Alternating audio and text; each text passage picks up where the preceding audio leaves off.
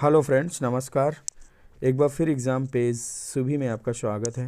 30 question का ये practice set किसी भी प्रतियोगी परीक्षा जैसे टेट, सुपर टेट, केवीएस, लेखपाल, टीजीटी, पीजीटी, इन सभी प्रतियोगी परीक्षाओं के लिए बहुत ही उपयोगी है। एक एक क्वेश्चन को ध्यान से पढ़ना है और ऑप्शंस के अकॉर्डिंग इसका आंसर देना है। जो भी आंसर आप देंगे वो कमेंट बॉक्स में लिखना है, इससे आपकी तैयारी का पता चलेगा।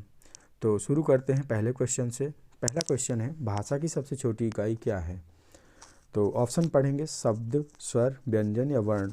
तो भाषा की जो सबसे छोटी इकाई है वो वर्ण होती है। इस तरह से क्वेश्चन नंबर 1 का डी नंबर सही हो जाएगा। बढ़ते हैं नेक्स्ट क्वेश्चन की तरफ। करें, छा ध्वनि किसके अंतर्गत आती है?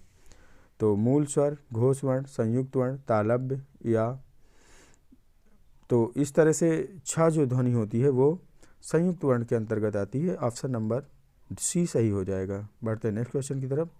प्रश्न के आधार पर ला किस प्रकार की ध्वनि है? तो जो प्रश्न है यानी बोलने में जो कोशिश की जाती है उसी के आधार पर ला किस प्रकार की ध्वनि है? तो जो ला है वो एक तरह से पार्श्विक ध्वनि है। तो इस तरह से क्वेश्चन नंबर 4 का ए सही हो जाएगा। बढ़ते हैं नेक्स्ट क्वेश्चन की तरफ। करें, शुद्ध वर्तनी का चयन करिए। तो शुद्ध वर्तनी का चयन करने में तरण, तरुण, तरुण या तरुण। तो इसमें जो शुद्ध है वो शुद्ध शब्द बी नंबर है, तरुण सही हो जाएगा। Next question, question number 6। दिए गए शब्दों में सही वर्तनी का चयन करिए। एक बार फिर से वर्तनी का क्वेश्चन है। तो पहले नंबर पे लिखा उच्चारण, बी में लिखा उच्चारण, सी में है ताम्र और डी है बी और सी दोनों सही। तो इसका जो है डी नंबर सही हो जाएगा, क्योंकि देखिए उच्चारण ये उत धन चारण से मिलकर बना है उच्चारण, और जो आपका ताम्र है वो भी सही है। तो इस तरह से क्वेश्चन नंबर 6 का डी नंबर सही हो जाएगा। नेक्स्ट क्वेश्चन है, सही संधि विच्छेद होगा। तो पवन आगे शब्द एक लिखा है, पवन शब्द का सही संधि विच्छेद होगा। तो पवन शब्द का जो सही संधि विच्छेद है वो सी हो जाएगा, पोधन अन बराबर पवन। क्वेश्चन नंबर 8, विसर्ग संधि पहचानिए। विसर्ग संधि पहचानना है, इसमें पहला नंबर है अतएव, बी नंबर है नरेंद्र, सी है सज्जन, डी है सदैव।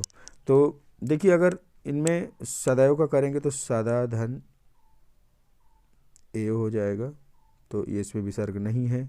सज्जन एक व्यंजन संधि है, नरेंद्र में गुण संधि है, तो अतः एव यानी अतएव जो है उसमें विसर्ग संधि हो जाएगी। क्वेश्चन नंबर 9, अनुज शब्द को स्त्रीवाचक बनाने के लिए किस प्रत्यय का प्रयोग करेंगे? तो अनुज शब्द में ऐसा कौन सा प्रत्यय लगा दें कि ये स्त्रीलिंग बन जाए? तो अगर जोड़ के देखेंगे तो ए नंबर है इक अगर लगाएंगे तो अनुजिक इस तरह कोई शब्द नहीं होता। अनुजीय ये भी कोई शब्द नहीं होता। अनुजा, तो ये आपका सी नंबर सही हो जाएगा, यानी अनुजा। अनुज में अगर बड़ा आ की प्रत्यय लगा देते हैं तो स्त्रीलिंग बन जाएगा। क्वेश्चन नंबर 10, पुरोहित में उपसर्ग है पुरस, पुरः, पूरा या पूरा। तो देखिए ये थोड़ा सा ऑप्शन नीचे चला गया है, तो इसमें आपका डी सही हो जाएगा, पूरा सही हो जाएगा पुरोहित में। नेक्स्ट नंबर है क्वेश्चन नंबर 11, चक्रपाणी में कौन सा समास है? तो लिखा अव्ययी भाव, द्वंद्व समास, द्विग समास, कर्मधारय है।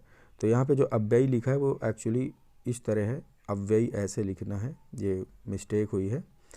तो अव्ययी भाव, तो ये तो इसमें नहीं होगा। देखिए क्वेश्चन का थोड़ा सा इसमें ऑप्शन के अकॉर्डिंग ऑप्शन भी गलत है। यहाँ पे अगर बहुब्रीहि समास होता तो वो सही हो जाता, क्योंकि चक्रपाणी का अगर आप समास विग्रह करेंगे तो उसमें ये होगा कि चक्र है जिसके हाथ में, अर्थात भगवान विष्णु। जब तीसरा पद प्रधान होता है तो वहाँ पर बहुब्रीहि समास हो जाएगा।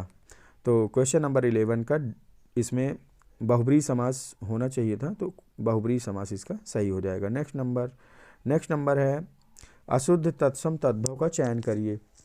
अशुद्ध ढूंढना है, क्वेश्चन को ध्यान से पढ़ेंगे। गृष्ट इसके मीन्स घूंट, अक्षवाट इसका तद्भव हो जाएगा अखाड़ा, कदली केला, आत्मा और आत्म। तो देखिए ये जो तीनों हैं ये तो एकदम से सही हो जाएंगे, लेकिन जो आपका आत्मा है वो थोड़ा सा गलत लग रहा है, क्योंकि आत्मा का जो तद्भव होता है, चलिए भाई आत्मा का तद्भव बताना है। आत्मा का तद्भव आप हो जाता है। ध्यान से पढ़िएगा, बहुत ही इंपॉर्टेंट क्वेश्चन है और परीक्षाओं में लगातार ये पूछे जाते हैं। तो आत्मा का तद्भव क्या हो जाएगा? आप। बाकी तीनों सही है। नेक्स्ट क्वेश्चन, वकील किस भाषा का शब्द है? तो वकील जो है आपका वो फारसी भाषा का शब्द है। तो क्वेश्चन नंबर 13 का ए सही हो जाएगा। नेक्स्ट क्वेश्चन, देशज शब्द का चयन करिए। देशज शब्द, देखिए कमल, कमल तो आपका योग रूढ़ शब्द है, क्योंकि ये एक तरह से मूल शब्द ही कहेंगे इसको, कमल। तो आपका जो लोटा है वो देशज शब्द है। अच्छा, रिक्शा किस भाषा का शब्द है? रिक्शा आपका जापानी भाषा का शब्द हो जाएगा। तो इस तरह से क्वेश्चन नंबर 14 का बी नंबर सही हो जाएगा। क्वेश्चन नंबर 14 का बी सही हो जाएगा। क्वेश्चन नंबर नेक्स्ट, दूसरे व्यक्ति के बाह्य व्यवहार की नकल क्या कहलाती है? तो दूसरे व्यक्ति की जो बाह्य व्यवहार है उसकी नकल सीखना, अनुकरण, कल्पना या चिंतन। तो आपका बी नंबर सही हो जाएगा, अनुकरण कहते हैं।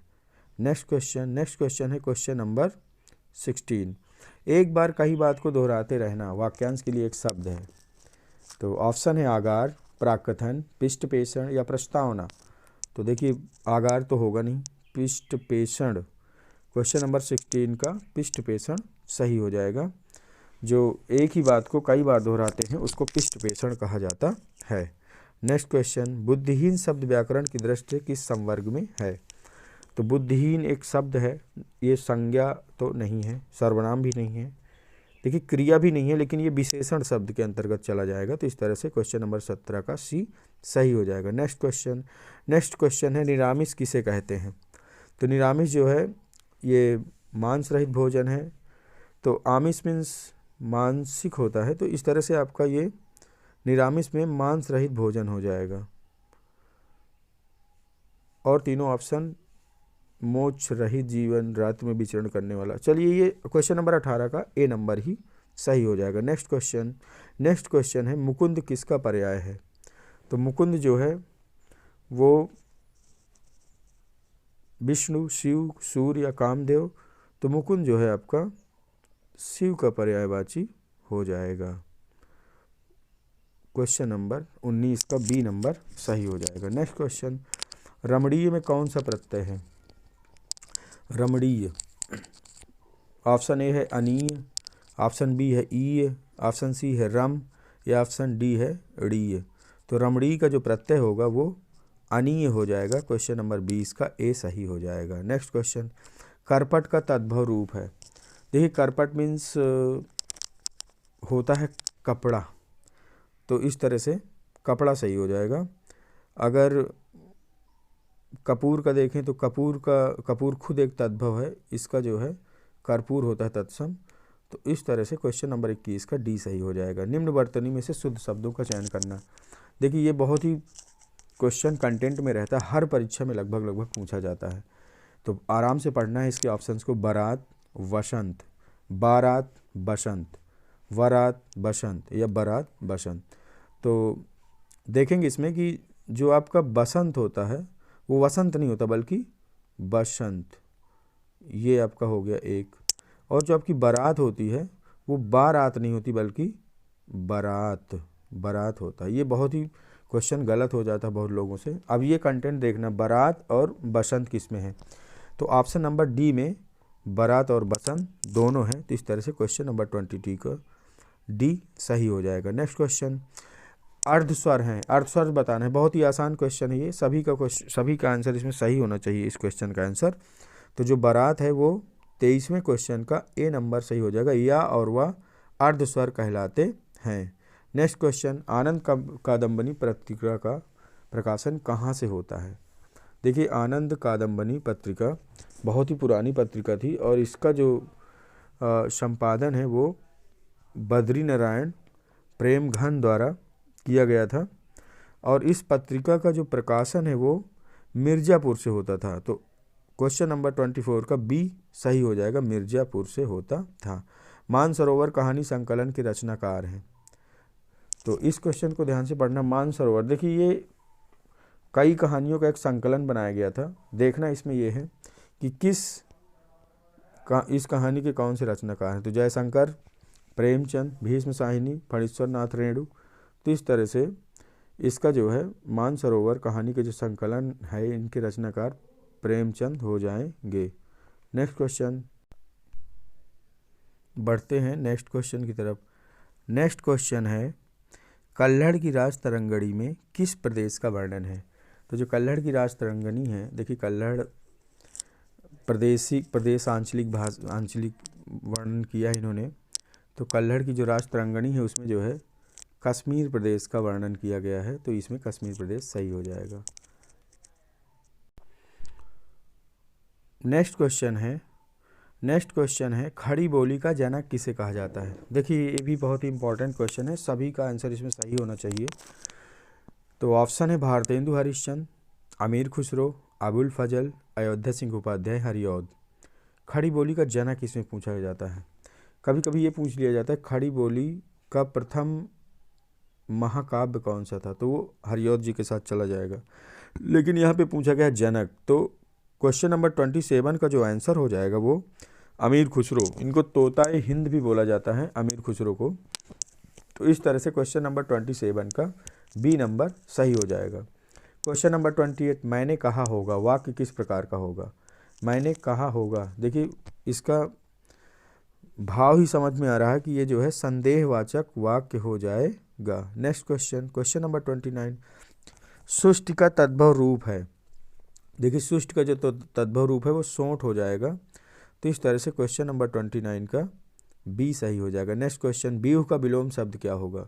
व्यूह का जो विलोम शब्द होगा वो हो जाएगा आव्यूह। ये 2018 की जो आपकी लिखित परीक्षा हुई थी सुपर टेट में, उसमें क्वेश्चन पूछा भी गया था व्यूह का विलोम शब्द क्या होगा, तो उसमें आव्यूह हो जाएगा। तो इस तरह से ये वीडियो आपको कैसा लगा? अगर वीडियो सही लगा हो तो आप इसको लाइक करिएगा, अपने दोस्तों में भेजिएगा। अगर चैनल को सब्सक्राइब ना किए हो तो चैनल को सब्सक्राइब कीजिएगा। मिलते हैं अगले वीडियो में, तब तक के लिए धन्यवाद।